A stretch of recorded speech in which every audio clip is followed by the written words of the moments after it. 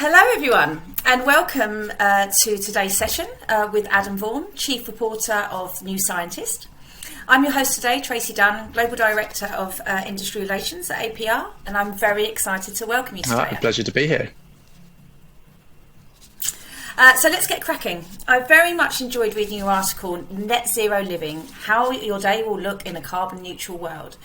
Mainly because it provides you with the ability to visualise what life might be like in 2050, but instead of being completely theoretical, as some of these things can be, and maybe negative, the picture you paint is rooted in science and showcases some of the exciting innovations already in the pipeline.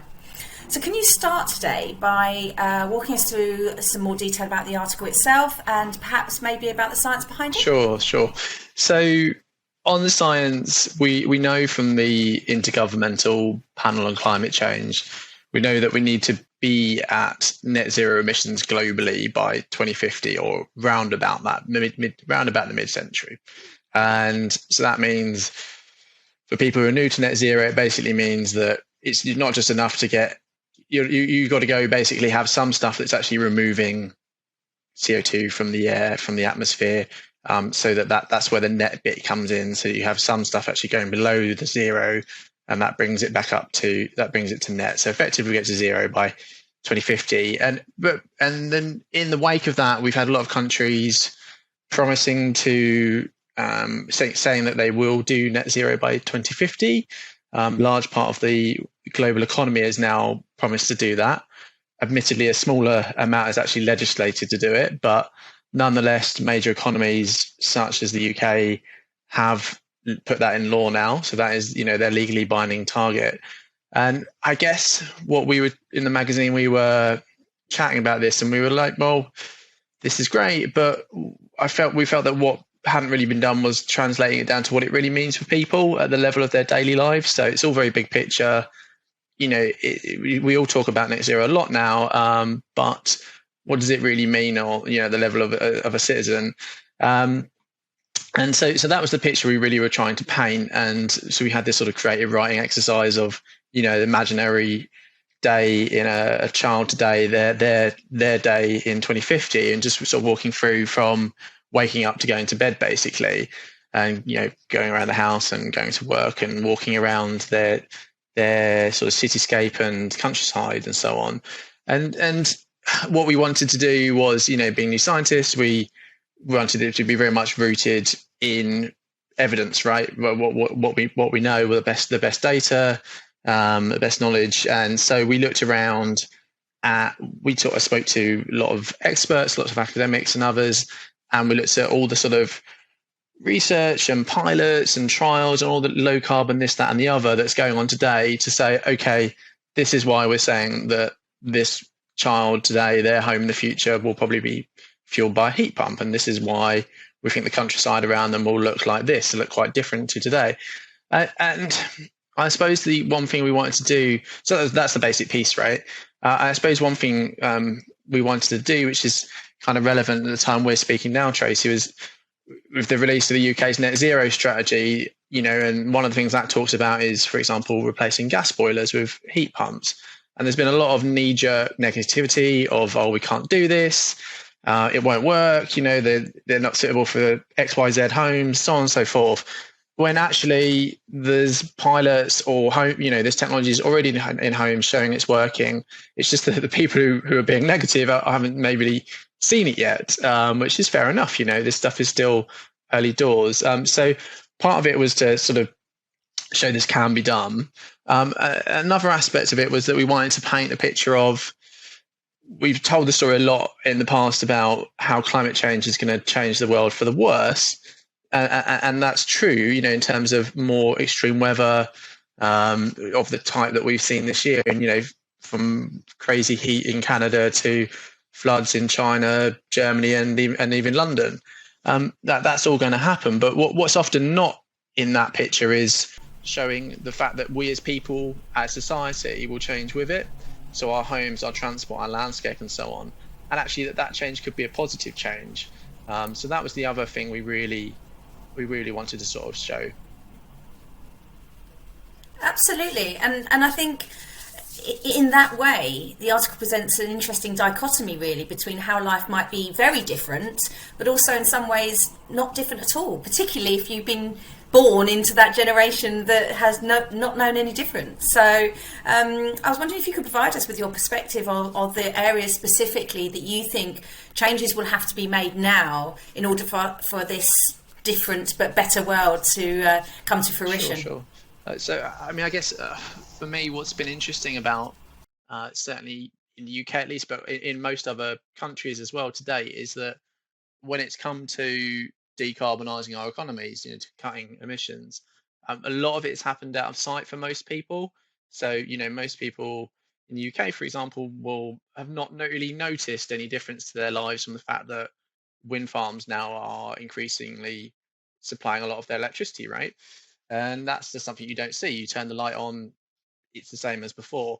What's really interesting about the next steps through the coming years is that what we're going to need is not just technology change, but behavior change. So the Climate Change Committee has this very sort of simple graph showing what percentage, it's something like 2/3, what percentage of the policies and measures we're going to need, changes we're going to need to make involve behavior change. And it's a lot. But I guess the thing to remember on those changes is, and people, this is partly I think why you get a lot of that sort of knee-jerk negativity, because some people don't like change. It can be unsettling, right? But a lot of those changes are actually quite minor when you actually look at what's going to. A lot of it is actually okay. Maybe you still got a car. Maybe you share it with other people. Maybe you don't. Maybe you own it still. But the main change is that you're not going to fill it up at a petrol station at a pump. You'll plug it in instead. And at the moment that experience isn't entirely comparable, right? It does take longer to charge an electric car. That's fast changing. That's already changing today, and it's just going to be unrecognizable in 2050. So I think it'll actually be very comparable to filling up a petrol car. Again, the thing on the example on the heating, with having a heat pump rather than a gas boiler, for example. It's a minor change, getting used to the fact that you'll probably have a heating system that's on a lower temperature but on all the time, and and that will actually that brings that it won't have that instance, so it won't be sort of, oh, we've got to fire up the boiler now, because it will have just been running on the set. It'll just be a slightly different way of thinking about it, but not really that different to what we do today. I mean, some things I think will be materially different. I think our towns and cities and the countryside, I think, will look quite different, because we're going to need to use land differently, for example, to remove CO2 from the air, whether that's with trees or whether it's with technological approaches like direct capture, which is basically machines that bizarrely can actually suck CO2 out, the very dilute amounts of CO2 in the air out of the air. So those things I think will be new and different. And I guess another obvious example of where things will be different is diet. So there is a general expectation that there will be a shift towards more plant-based diets. So that but again, we'll still be eating food. It's just a different type of food, and so I think I think it's important to remember as well. Some of these things might the idea of some of the expectations on how much some of the forecasts on what percentage of diets might be plant-based might seem far-fetched at the moment. You've got to remember there's, as you sort of alluded, there's whole new generations coming in who will have a different baseline and a different idea of what's normal, and their expectations. Exactly, and I think we're already seeing evidence of that now, really, with the younger generations growing up and really starting to think about the impact that not only their diet, their way of living is having on their future. As I mentioned to you, I think I'm regularly being told by my 8-year-old that it's not my future we have to worry about, it's his. So yeah, I think you're absolutely right there with the mindset change. So now, turning our attention towards advertising specifically, what role do you think advertising can play to ensure we stay on the path towards a carbon neutral 2050? It's a really good question. I suppose, an interesting area to look at is car adverts these days. I can't seem to watch a car advert without it being about, almost all car adverts these days are about electric models, right, or partially electrified ones. So it's interesting what is being pushed. I think, beyond sort of selling products and services, what advertising has a big role to play is in normalizing some of this stuff. So, in normalizing some of these changes, and that's probably in like more inadvertent ways of showing people doing certain things in adverts, and from the sort of activities they're doing, right, the way they're getting around a town or a city, or the sort of the landscapes they're in. I don't want to be sort of too prescriptive about what advertisers should do. Clearly it's not my place to do that, but I think to show that, and this is not a sort of just a boosterish kind of way of looking at it, but to show that generally speaking these things are going to be better in terms of economically better for our health, and also essential, otherwise we're going to live in an absolutely inhospitable climate. So I think it's really just normalizing these things, trying not to make them. There's a danger often that these things are sort of shown in advertising as kind of being exceptional, like the weird vegan, the weird, and even the way renewable energy is like talked about in advertising today. I find quite sort of what it's like.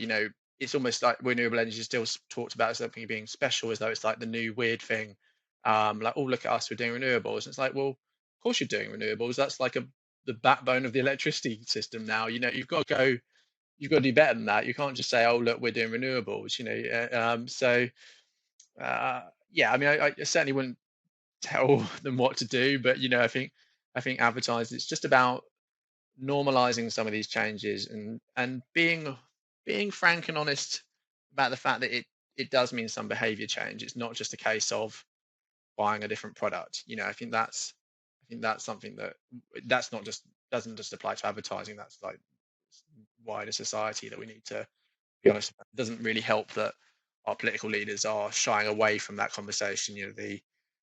Without being political about it, the UK government has been very much wants to sort of focus on the technology and not suggest to people that, not ruffle any feathers by suggesting that much change is coming, whereas the truth of it is some change is coming. And I would say largely for the better. Absolutely, and it kind of then, moving on from the kind of more subtle messaging that you're talking about there, showing people in our advertisements doing things in a more progressive way, and ensuring that we're not showing unsustainable practices, is certainly something that feels achievable. But also the role for advertising to have that educational role as well, going back to what you touched on earlier with regards to the fact that gas boilers are pretty much going to be a thing of the past in our foreseeable future, and this is written Yeah. in law now. It's going to happen, and so but yet, it feels like consumers that's probably going to come as a bit of a surprise to Norma and June down the road.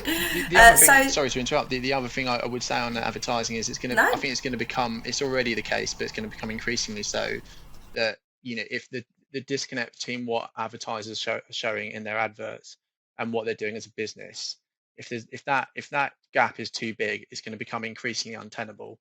So the example is the electric car advert. If I sit watching the Bake Off with my kids, right, and we rate the adverts out of 10, and that's one of our fun parts of doing that. But if they know, I'd love to know your average score. It depends. They prefer the funny ones by and large, but we often talk about this, and we're like, oh yeah, but that company mostly sells petrol and diesel cars, or they know that BP and Shell mostly sell oil and gas, so, and yet funny enough, BP and Shell never run TV adverts promoting their brilliant upstream North Sea oil and gas work. It's always about wind farms, whereas that's like 2-3% of their business at best. And I get why advertisers do that, right? It's fine, but I think in terms of their credibility, it's going to become increasingly untenable, for there to be a big disconnect between what they're presenting, the little, the sort of iceberg that they're presenting in their advert, the tip of the iceberg, and the reality of their business under the water. I think that gap is clearly going to need to be closed, and I think that's going to become that's really hard, right, for a lot of companies, just because of legacy reasons and a lot of cases and an inertia. I get that. I'm not underestimating the scale of the challenge, but I'm just pointing out it's going to become a problem, and businesses are going to have to tackle it. Yeah, absolutely fair point. And on the flip side, you have a lot of brands and organisations that are doing fantastic stuff and not telling their story. You know, we also need to hear those fantastic products that are working very, very hard to ensure that they have sustainable packaging and, you know, are future proofing the way they are bringing their product to market, and potentially not telling those stories. So, you know, it needs to be an even balance, doesn't it, between the two? Yeah, quite. Yeah, certainly need to tell the positive as well. Yeah. Yeah. Okay, so finally, we're here at COP26, or our event is running alongside COP26. Do you have any predictions that you think will directly impact advertisers and advertising from the main COP26 event, or what do you really expect to see coming out of that? Sure. So, I mean, COP26, this is the climate summit in Glasgow. It's going to be, it's arguably, I think, clearly the most important climate summit since the one that agreed the Paris Agreement back in 2015. There's so many things I could bore you witless with what it's trying to achieve, but one of the principal things is to put the world back on track for the goals of that Paris Agreement. Now, two of those key ones were to about how much climate change the world is willing to tolerate. And one of those was to pursue efforts, was the language. So it's sort of a goal, sort of not a goal. Pursue efforts to hold warming to no more than 1.5 degrees above pre-industrial levels. We're on about 1.1 degree of warming at the moment, so we're already pretty close to that. And the other one was to make sure the world gets well below 2 degrees, slightly higher level of warming. Um, so the reason I mention those targets is because at the moment we're on track for more. All the plans by governments around the world put us on track for more like 2.7 degrees, closer to 3 degrees, which is clearly not where we need to be. And so the job of Glasgow is to try and close that gap. And at the moment, unfortunately, the plans the plans that have been put forward ahead of the summit don't do that. And the summit realistically, politically, in terms of the politics of it, is not going to close that gap entirely, right? So what the bearing that has probably for advertising and for businesses is that because it's not going to close the gap, one of the things that's going to be likely discussed, whether it depends how well the meeting goes, and these things, it depends on goodwill, because it all has to be done on consensus. That's how the outcome is decided. One of the things will be whether or not countries come back more often to look at giving newer plans. So at the moment, countries are not due to come back until 2025 with their new carbon cutting plans. Some people are saying that should be maybe every year or every other year or something along those lines. So this is the so-called, to use the jargon, so forgive me, this is the ratchet mechanism, as it's called in UN jargon, which was a key part of the Paris Agreement. Everyone knew that Paris wouldn't straight away fix climate change, but this ratchet mechanism was meant to ratchet up ambition every few years, every 5 years. But the relevance of that for companies and for advertisers is that the rate of if Glasgow does manage to agree that we need to revisit them more frequently, it means the rate of change is going to increase, right? So if you think things are moving fast now, wait till next year. It's gonna it's gonna so the chance the chances that and this will be increased. This means that this the sort of rate of the speed at the moment in the UK is very fast. For example, the plans for the emissions cuts, it's less so in some emerging economies. So if you're thinking, oh well, my business in the UK is like, we're that's an exceptional market, and Brazil or India or wherever is different. Well, Brazil or India are going to catch up soon. They're going to have to, because there's going to be this pressure brought to bear on them as well. So if you think that you can still sell all your polluting stuff over there, that's not how it's going to work, because the rate of change is going to change in other countries as well. So because there'll be that pressure to come back more often with these new plans. I think, I mean, look, none of it's a done deal. These are quite anarchic, unpredictable meetings. It's not like a sort of G20 thing where it's all like neatly prepared in advance amongst a cabal of diplomats. This is like all the work. This is like nearly 200 countries, and they all have to agree. It has to be unanimous. So So I'm not making predictions, but those are some of my those are some of my expectations. Absolutely. Well,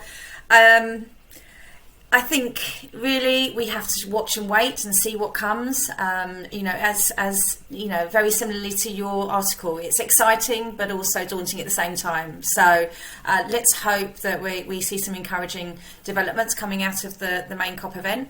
I feel like I could chat about this stuff to you all day, Adam, but it seems that we've run out of time. So it's just leaves for me to say thank you very much for joining us today. Very much enjoyed chatting to you.